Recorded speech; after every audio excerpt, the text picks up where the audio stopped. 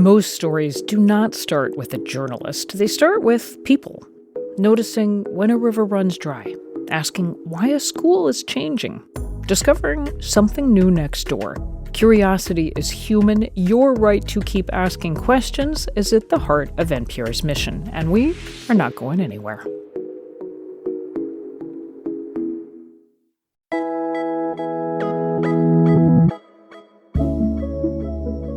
Every day, I'm reminded that we are making history, but in the worst way possible. Sign painter and content creator Koy Sun has built an audience of more than 500,000 followers online, and his videos about art, community, and craftsmanship have reached millions of people. He puts a lot of thought and time into his videos. They feel genuine and intentional, and he knows that if he cares about something, other people probably do too. Corporations and politicians have always tried to isolate us from one another under the guise of innovation. As cushy and generic as it sounds, being active in your neighborhood is an integral step to fighting against our oppressors, and that involves taking care of one another. One of his recent videos breaks down the design and aesthetics of Zohran Mamdani's 2025 campaign to be mayor of New York. But it's also about something bigger: why Koy does the work he does. Zohran Mamdani's branding was inspired by hand-painted signs, so of course I had to paint his logotype myself. The philosophy behind Zohran's visual identity isn't too different from why I became a sign painter. I used to be a graphic designer, tired of the minimal aesthetic the world clung to. I yearned for texture, imperfections, vibrant colors, loud personalities, and the human touch. So I picked up a brush and started painting for local businesses. For me, being a sign painter means showing the world that there's power in hiring artists and doing things the slow, traditional way. As companies tried to kill the beauty of specialization by generalizing it with AI, seeing Zohran hire the talented designers at Forge and watching the world celebrate their work reminds me that humanity can still win. For the first time in a long while, I feel a small glimmer of hope. This year marks America's 250th birthday. It's also been a year shaped by protest, and really the years and decades before it, too. Whether it's marching in the streets, advocating for our collective rights, or making art, protest and resistance have always been a part of the American story. But protests can also seem out of reach, even scary or intimidating. How do you speak up in a way that feels authentic? How do you build something instead of just reacting? We recently hosted a live podcast event at KPBS. The theme was The Art of Protest. Thank you, everyone, for being here. This is so great. Today on The Finest, we're bringing you that conversation with Koy, recorded in front of a live studio audience. It's a story of someone who has found his own path of meaning, intention, and resistance, his own way to protest. You'll hear how Koy became a sign painter and how the craft has changed in the United States as speed and efficiency became the norm, transforming not just the trade, but the way our streets, storefronts, and screens look.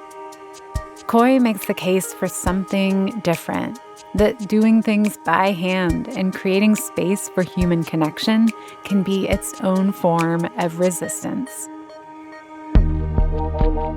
From KPBS Public Media, this is The Finest, a podcast about the people, art, and movements redefining culture in San Diego. I'm Julia Dixon Evans.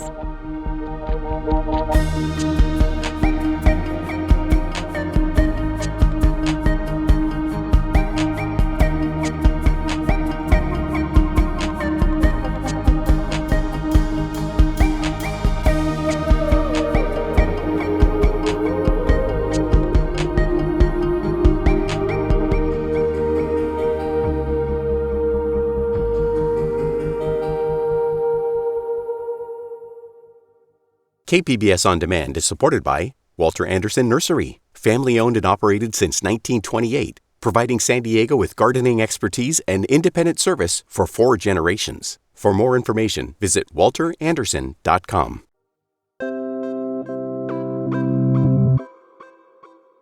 So thank you so much, Koy, for being here. No, yeah, thank you. I mean, Yeah.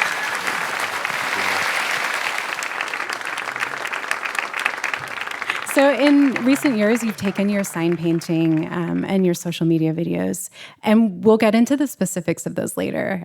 But we like to start our episodes kind of in the middle of things with like a hook. So you've been using that work, your sign painting and your videos, as your own form of protest or activism. And my question is, can you remember a single moment when it dawned on you that you could do that, or how you could do that? yeah, I mean, it's kind of weird to think of how, as my focus in my arts is sign painting, which is like a very traditional, relatively old, like some people say dead or dying, art discipline. And then my job as a social media content creator, which is very, very new. And in a lot of cases, I've had to find my own answers because the mentors and stuff to find these things, it is so new and it changes all the time. And I think I made that realization was from actually helping out my parents. And basically I made a video talking about how I painted for my parents' restaurant. It was just kind of like a throwaway thing, like, oh, let me just do it for fun. And what ended up happening was they were bombarded with customers for forever, essentially. Like I've had folks from Hong Kong or Texas or wherever saying, it's like, oh, we came all the way over here to eat. We came to visit San Diego and eat at your parents' restaurant. And just for context, like, you can imagine folks coming to San Diego, and my parents are in a office park in Sereno Valley. As there's you can see the seals in La Jolla or Seaport Village. It is just like, let me just go to this concrete jungle because I saw someone on TikTok. And so it was it's one thing to make a video and see like 1 million views and thousands of comments and all these other things, but it doesn't really feel like anything. But to see my parents' restaurant literally have people like, oh, like people actually do watch my videos, it made me think about how I can use that not just like for fun things, but also just like support my local communities and things like that. Did you have any like models or any people that were kind of paving the way, even if not necessarily in your platform? There was a lot. I grew up watching a lot of YouTubers in the early 2000s, but as much as I try to think about it, there's some folks that I could kind of console with in terms of like emotional turmoil that comes with being a successful content creator. But in terms of like making the decisions that I had to make in terms of being someone that cares, was something that really did feel like I was kind of on my own about. Yeah. Okay, so take us back to the beginning. How did you get interested in sign painting? I get asked that so many times, and it's hard to really say. I think for the most part, it's just I like the way that letters look, and I like the tools of the trade in terms of using lettering quills and enamel paint, and just the way of working directly with local businesses. But to put it simply, it is just I like looking at letters and I like making them look cool. Can you say more about what like the American traditional style of sign painting is? Like, what does it look like? What is it used for? What's a little bit of the history there? Yeah, it's always so funny to explain because like I feel like there's a lot of folks that have lived through signage while I'm trying to like pick up the pieces from the folks that I meet. But for the most part, sign painting existed when printers and stuff didn't. And so if you needed any type of storefront signage, if you needed a highway billboard or things like that, there would be painters, muralists to do those things. But as technology started becoming more introduced, like the vinyl plotter and stuff, the traditional ways of hand painting anything from billboards and stuff slowly died out in replacement of technology. Yeah. Yeah. I mean, say a little bit more about that, like the kind of evolution of everything becoming the same. Yeah, from a sign painter somewhere around the Midwest told me the whole story, which is like he lived it. He remembered when the first vinyl plotter was introduced. And for those who don't know, a vinyl plotter is just this thing a knife that automatically cuts out plastic stickers, and then you can slap them onto the wall, and then that's basically the type of signage that you've seen everywhere now. But the way that the sign painter told me, he's from Letterlux, he said sign painting was something that you had to train for. It was like an apprenticeship, similar to how tattooing is, where it takes years to learn, because you learn. It's not just about the painting aspect and the surface prep, but it's also learning about the how to do layouts, the anatomy of typography, and all these other things. And so when the vinyl plotter was introduced, it was like, oh, like learn how to make signs in a week or something. It was something along those lines. And so what ended up happening was that all that tradition of learning the design aspect of painting died out, and why signage kind of started becoming ugly, because everybody here was just trying to get like the quick, cheap method of like, oh, I want to make signs as fast as I can. It's a good business to get into. And so they skip over all of the rules and the graphic designs and things like that. And even to the point now where the way that I was trained in graphic, even in the digital, is much different than how graphic design is taught in traditional colleges and things like that. That's how much sign painting has kind of been pushed to the side as a niche. I mean, thinking about this transition from sign making by hand to digital, it reminds me of one of your more recent popular videos talking about making things with your hands, like this analog art form as a kind of protest. What does that mean to you? In a lot of ways, the frustrations that I have with the way that I live and how I see things are now is, the greatest currency that we have is time. And in a lot of ways, our governments and the way that we live, especially in America, we're so limited by it, whether it's like working 9 to 5, even if we're lucky to work 9 to 5. Some people work even more than that. And the ability to learn and take your time is a privilege. And in a lot of ways, what started off as just like a simple vinyl cutter transition to things like AI now, where it's just like, oh, we need things yesterday. Like, why do we need to hire an illustrator when we can just generate it, or things like that? And it's push artists in like this thing where it's like, do we work faster, or do we? And I'm going on a tangent, but basically it's just. I love it. Bring it. It with the videos and the importance of me showing people to working with their hands, it's just that there is beauty in the process, and that what makes art great is the process itself, not so much the outcome of whatever that is, which is like music or the painting or the graphic design. And it shows, because the videos when I write out my videos, I don't actually think about what cool painting I'm going to do. I think more about the concept and what I want to talk about, whether it's the process or the theory or any of those things. And with the success I have, it shows that people do care about even the most minimal things, as painting letters, if they kind of understand the story and like everything around it. Okay, let's talk about like sign painting and this concept of efficiency, or getting things done like the fastest, cheapest way. How is sign painting, and even like zooming out to be all analog niche trades, like how are those different from this efficient or bland sameness that we're seeing? In a lot of ways, I don't want anybody to misconstrue that I don't like minimalism or that I don't like things to be clean. It's more of that I feel like a lot of the choices that our leaders or like companies make in having things be clean isn't so much of an artistic or intentional choice, but more of just like a cheap, exploitable choice.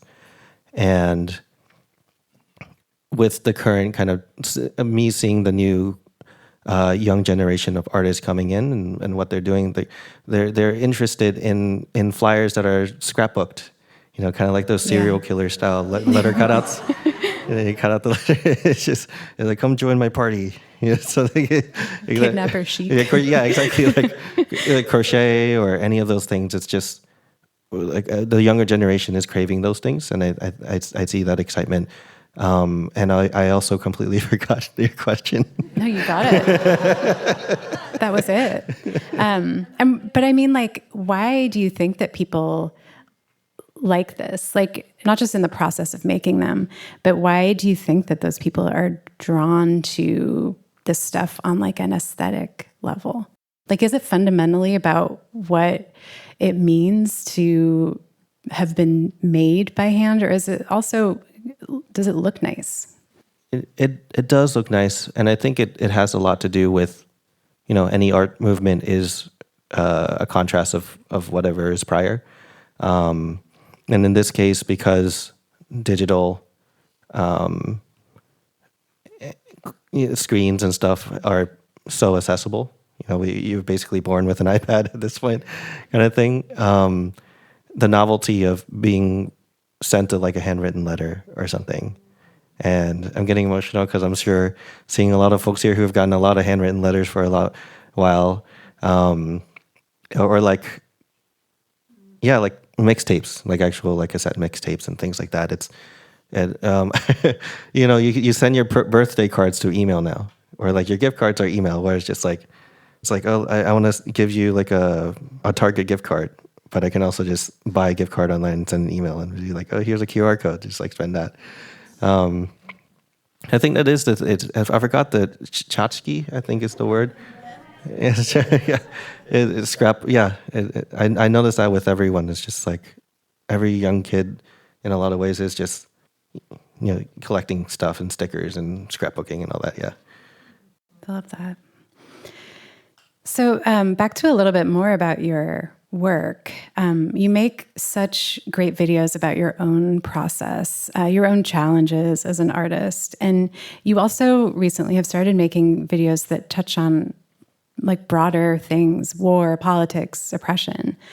How did you find your own way of doing this that felt authentic? And have there been challenges? Yeah, I would say that the weirdest thing about the position that I'm in is that I get treated in a lot of ways with like, being a celebrity, in that like, I get recognized a lot and I get invited to like red carpet, whatever thingies and all that. But at the end of the day, like I don't have like a film crew or anything. I just set up a camera and then I record it and then I post it on Instagram and then I call it a day. And I very much kind of navigate the world as relatively a normal person that I think I am. But with that, it's the pressure of me having a reach where I could make a video and millions of people can watch it, and I can support businesses like my parents or like Libe Lula, the bookstore that I recently painted for. And so it felt like it was only right for me to speak up. And for a while, I didn't really know how, because it was just, in a sense, like I felt like I was an echo chamber where I was just repeating what everybody else was saying, like, look at this dramatic thing, or like, look at this like news and all these other things. And it didn't really feel like I was doing that much. And it felt like I was kind of wearing my audience out, as sad as that sounds. And so I took a lot of inspiration from Miss Rachel, a creator who does a lot of like, children's shows and things like that. And she found a way to touch on a lot of the same beliefs that I have, political beliefs and morals that I have, but in a way that focuses more on children, protecting children, and using that as kind of like the only word I can think of right now is Trojan horse, but it's not that. But she's like, this is about the children, but if you really look into it, there are a lot of things that I'm really mad about, kind of thing. That's what I saw from Miss Rachel. Mm-hmm. And so I was like, okay, let me try to do the same thing where, recently learning about Palestine, things like that, I wanted to find my support. And for me, it was through, I met this person named Layan who runs a music event group called Mazika here in San Diego. And I started painting for her and painting signs for her. I saw that Libe Lula was also pro-Palestine, and so I painted all their storefront windows for free and making videos about that. And it wasn't so much talking about like any political talking points. It was just like, hey, check out this, Swana Muslim focused like music group, and they're so cool. But there's this underlying thing of like, fun music events, cute bookstore that is kind of like a way to like, poke and prod in my audience, being like, hey, like, I get it. Because the hardest part about being a content creator is that there's times when I've spoken up and my account has been attempted to be hacked, I've been threatened, and all these other things. Because again, I reach so many people. And this was just like my way of doing it, essentially, that maintains my safety, but also feels like that I'm helping my community locally. Because as much as I like want to change things and like on a government level, it feels a lot easier to support the folks that are in front of me, if that makes sense. Coming up, why Koy believes slowing down can be a radical act. Stay with us.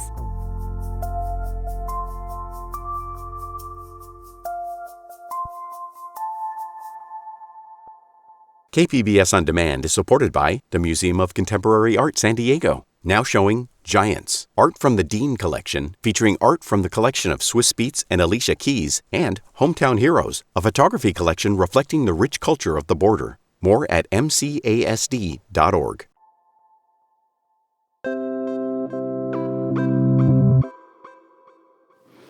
Have you ever thought about what it is that you think people are drawn to about your content? What is it about the videos that you make that people connect with? I should know this. Why do people like you? It's because I'm cool. I make cool tchotchkes. Great answer. Okay, next. No, I'm just kidding. No, intention. I think I try my best to be genuine, and I try my best to be intentional with the videos that I make when I can be. And I don't, assign myself to any specific trends. I'm not doing TikTok dances unless, I'm really good at them, I guess. Or something. Not yet. But so I think the whole idea when I first started making videos was that I didn't want to be like anyone else, I guess, in a way. Or like I didn't want to try to act like anyone else, because I couldn't, even if I tried to. And I think it just worked out in that way, where I just created this community of people being like, the way that I put it, especially with anybody that's interested in making content, is that whatever, like nothing we think is original, and whatever we're frustrated about or angry about or what we're really passionate about, somebody else has to think it too. And if you make a video about it, no matter how niche you think it is, there's going to be like a whole community of people that you didn't know about. Because like before the sequel to the Avatar movie, the blue people, not the blue alien Avatar movie, for 10 or 20 years since, or 10 years since whatever the movie was made, there was a whole community of people that would meet in New York that would just fan out about this movie that's been around for a while. So it's like, if that exists. I also found a group of sign spinners. Those guys that like spin signs on the sidewalk. Mm-hmm. There's like a whole community of people that like talk and like, think about the train to be sign spinners. So it's just like, the sky's the limit in terms of how weird or niche you can be. And that's why people like me.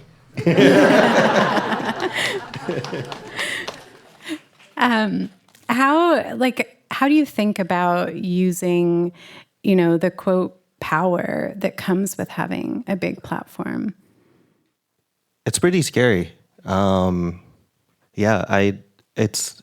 It is this thing where it makes me really confident in that. Like, it's nice. It's really reassuring to know that I have the ability to make a change in people, and that I can actually, help, support in whatever way, where if I meet a business that is down on their luck, I could literally just flip it if I see a story involved. And I think the most kind of like excruciating part is that people approach me and then they're like, oh, I want to tell stories too, but I don't have any good stories.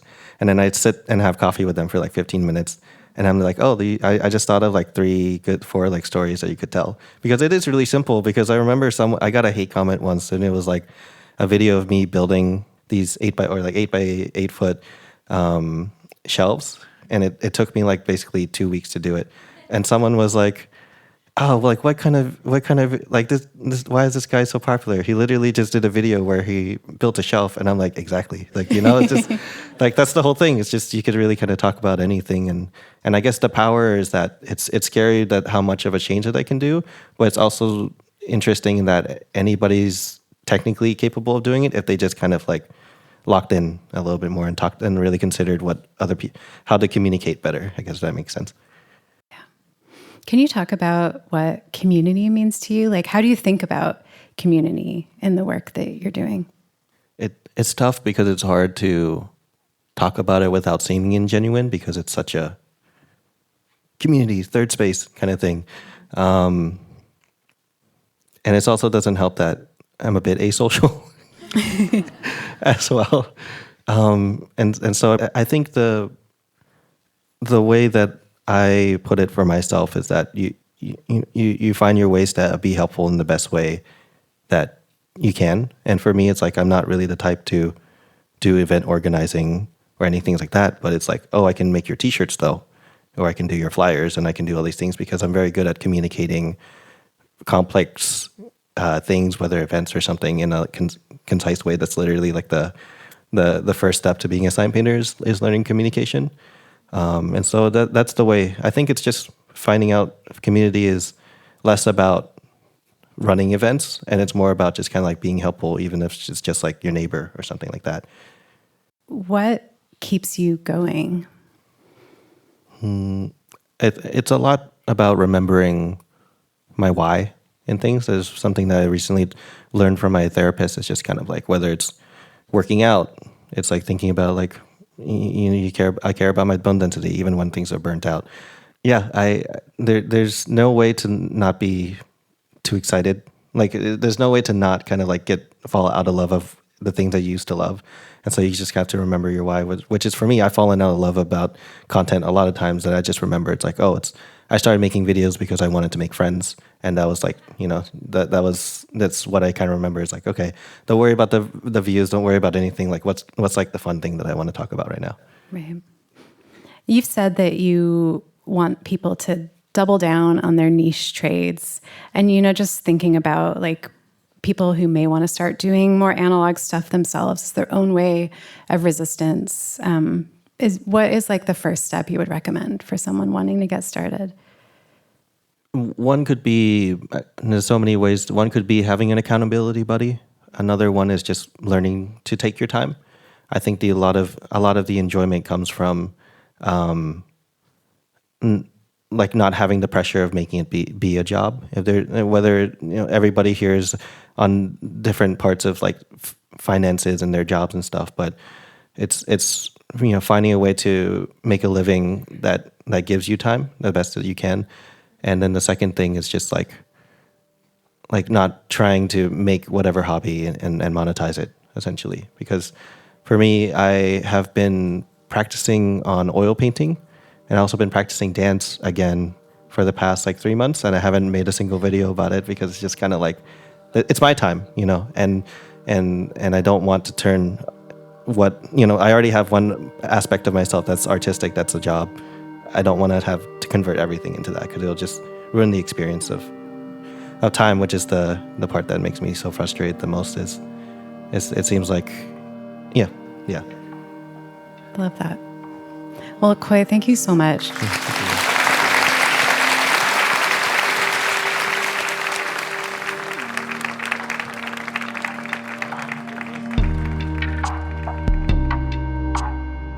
That was artist Koy Sun talking to me on stage in the KPBS studio.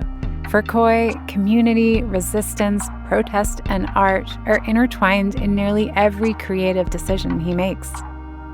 His work is a testament to the power of doing things by hand with intention. It might be slower, it might be imperfect, it might even cost more than something mass-produced. But Koy believes those choices have value and that there's still hope, that people will find a way to honor the beauty and art of resisting.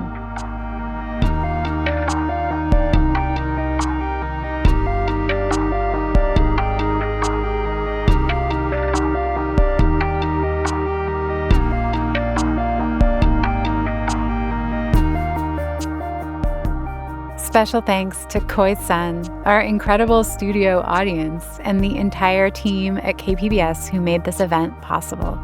Keep an eye out for the video version of this conversation on our YouTube channel. You'll find all the interviews from KPBS Podcast Live, The Art of Protest, on our website at kpbs.org.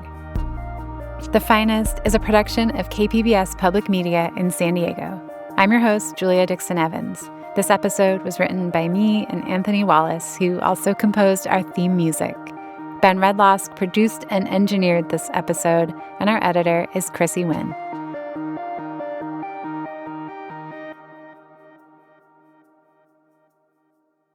KPBS On Demand is supported by the San Diego County Toyota dealers, presenting a new 2025 Corolla. With classic styling, available 10.5-inch touchscreen display, Toyota Safety Sense 3.0, and more. See your Toyota dealer for all Corolla options. The San Diego County Toyota dealers. We make it easy.